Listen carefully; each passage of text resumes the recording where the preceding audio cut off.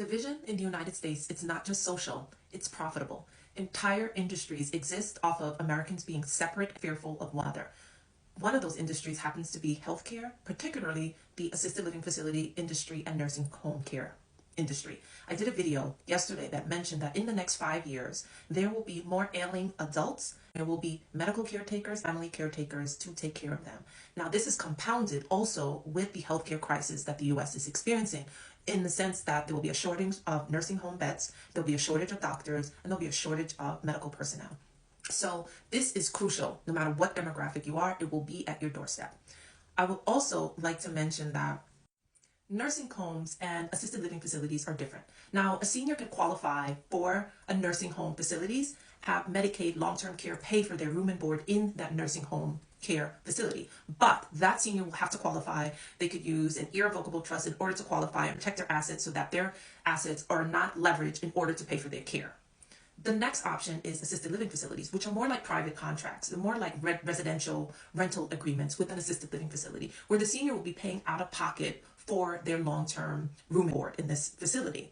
They may or may not have extensive medical care, or they may bill additional amounts in order, if that patient is more acute or more advanced and needs additional care, they will add that to the monthly rent.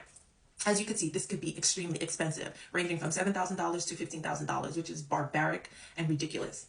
However, what's interesting about this is that many seniors are making this decision alone in a vacuum because of the breakdown of families. There are very few seniors that have, so seniors are forced to make this major life decision alone, without proper education, without all of the information being presented to them fairly. And I'll use this story for an example. So I received a call today from a gentleman who's 95 years old, who's shopping around for assisted living facility. He's at that time where he believes he needs the support of an assisted living facility.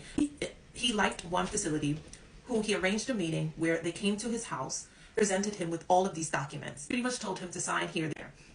They did not explain what the documents involved. They didn't explain that money will be deducted from his bank account. But the following day, he checked his bank statement, saw that ACA payment was deducted for $9,500, which is the monthly rent that this assisted living facility charges.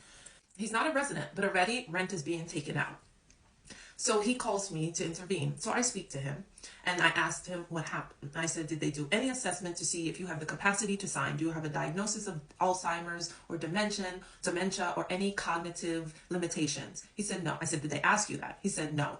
And he's pretty sharp. He's pretty aware what's going on. So he did not have any significant memory loss based on our consultation. But still, anyone who is entering a legal contract has to have the capacity to contract. An assisted living facility who deals with vulnerable population, ailing populations, they should know and have their own assessment before forcing someone to sign. Nevertheless, I digress. So they ostensibly bombarded this man, told him to sign these documents, and started deducting the money from his bank account. This man has no children. His spouse passed away. He has nieces and nephews that live in a different state, but essentially he has no one there to advocate for him, to make sure he's getting the best care, because he's paying to the handsome sum of $9,500.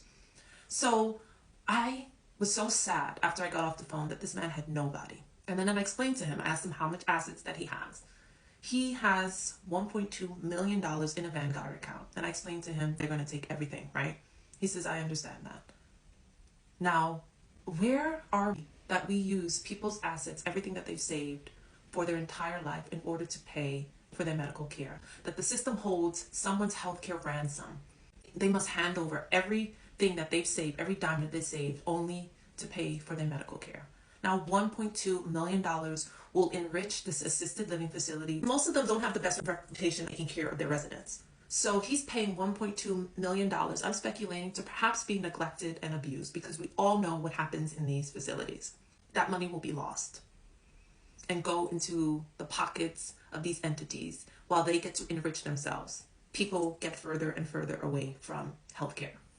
At just $1.2 million, what that could do if he handed that off to beneficiaries, or if he gifted that to a medical student. Instead, he has to use that to pay for his medical care. This is how barbaric the healthcare system has become.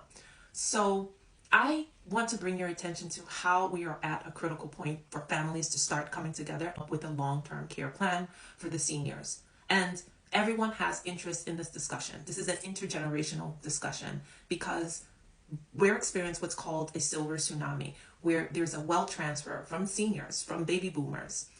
I believe the silver generation, baby boomers, that's supposed to be transferred to the younger generation, but that is being eaten up because of medical costs, because of nursing homes, and for assisted living facilities. So the wealth that's supposed to be transferred is being strangled out and siphoned to these entities. And this is why I'm ringing the alarm to bring your attention to this travesty. You have an interest in this. Start intervening and start planning for the seniors in your family.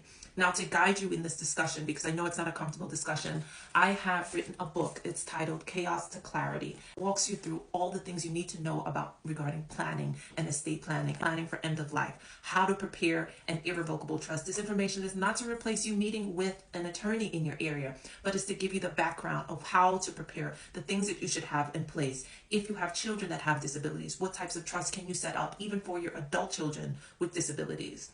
How to deal with Medicaid long-term care if you never created an irrevocable trust, how you could still maneuver to qualify. So everything is in here. I do not gatekeep. I have poured blood, sweat, and tears into this to give you a comprehensive guide so that you're not in the dark regarding healthcare. So do yourself and do your family a favor. Start having these important discussions.